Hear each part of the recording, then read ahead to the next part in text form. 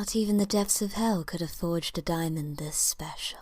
All right, welcome back, y'all. Welcome back to another episode of Sapphire Reacts, where I bring to you guys a internet clip that I want to share with you guys, and then offer some backstory or some insight as to what's going on in the particular video. So, let's check this video out. Oh! No! I told you not to park on my private property! This is public street parking. Oh! You did not just honk at me!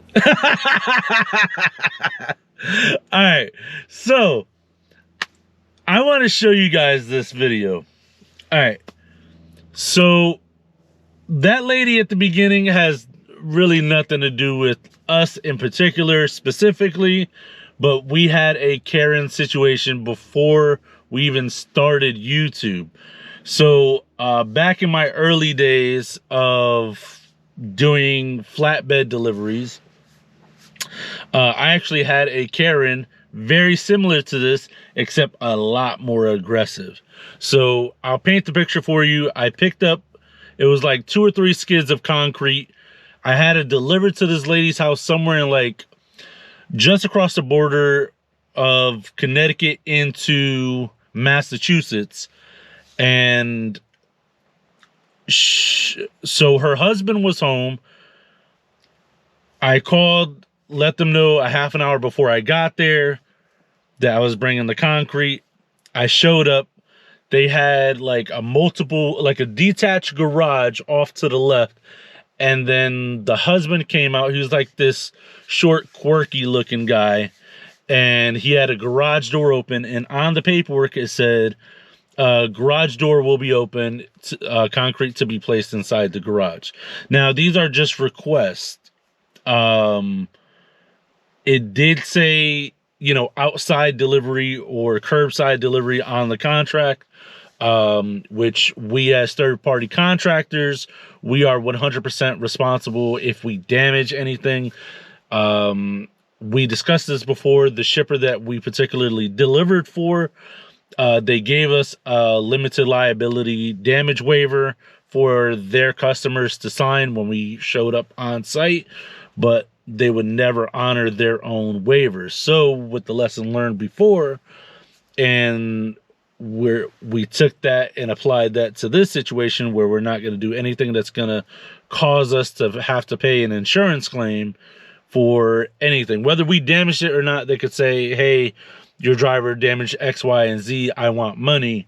And then it's going to come out of our settlement or out of our bank account, or our insurance company is going to have to pay for it. So to avoid all that, we just said, no, we're good. We'll just set it right in front of the garage. The husband was totally cool about it, had no problems with it, but he seemed like his wife definitely wore the pants in the relationship, if you know what I'm saying. And so I brought the forklift down to the bottom of the hill. I get back in the truck.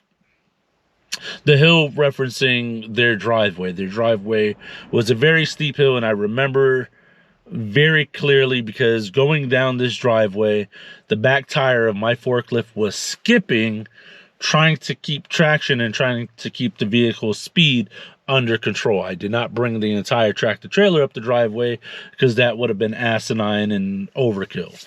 So I'm inside my truck, I'm doing my paperwork, I'm doing my log, and I hear a vehicle start up, and it comes racing down the driveway. In my head, that sounds like trouble.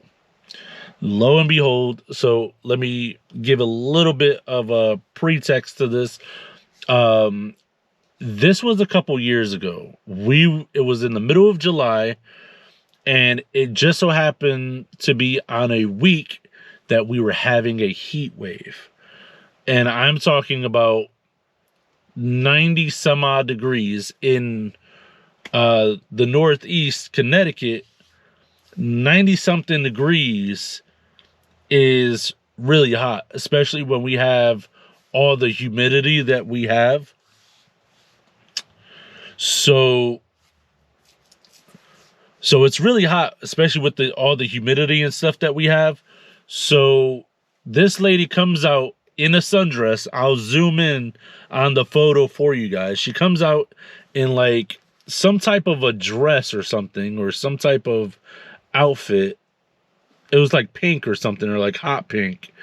No shoes on, pulls her truck in front of my truck, and then begins to start arguing with me about so and so at, you know, the store promised her that it was going to get put inside the store. And I said, all right, well, I'm not sure who made you that promise, but let them know it got delivered and that you can let so and so know that the product was delivered so they can go and move it inside your garage. She did not like that response.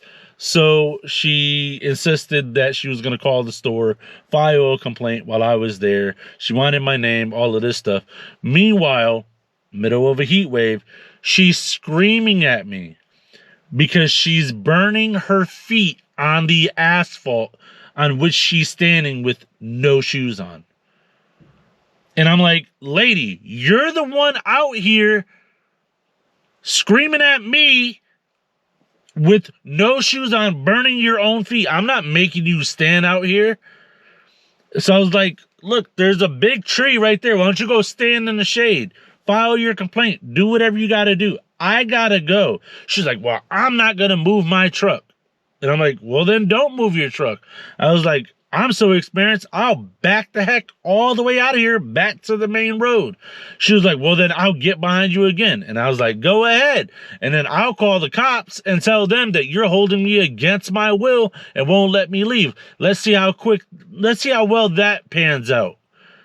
And then so she just stood there throwing a temper tantrum and started getting like super, like, I don't want to say the P word, but very upset. And, she ended up letting me leave. I called the market manager, and his name was Justin. And I was like, and I sent Justin the photo of this lady that you guys see on screen right now. And he was just like, you get into some of the craziest situations, big man. And I'm like, yeah. Yep. And because of situations like that, that's part of the reason why I started the YouTube channel, because a lot of people don't understand the predicaments and the situations we get into that we technically don't even put ourselves into. It's just either false information, miscommunication, or no communication that gets put on us, the driver, and we're expected miracles out of us. And we're not the ones who made these false promises to these customers. So it was just nuts. And I feel like, you know, I never shared this story. And I just found this photo in my phone.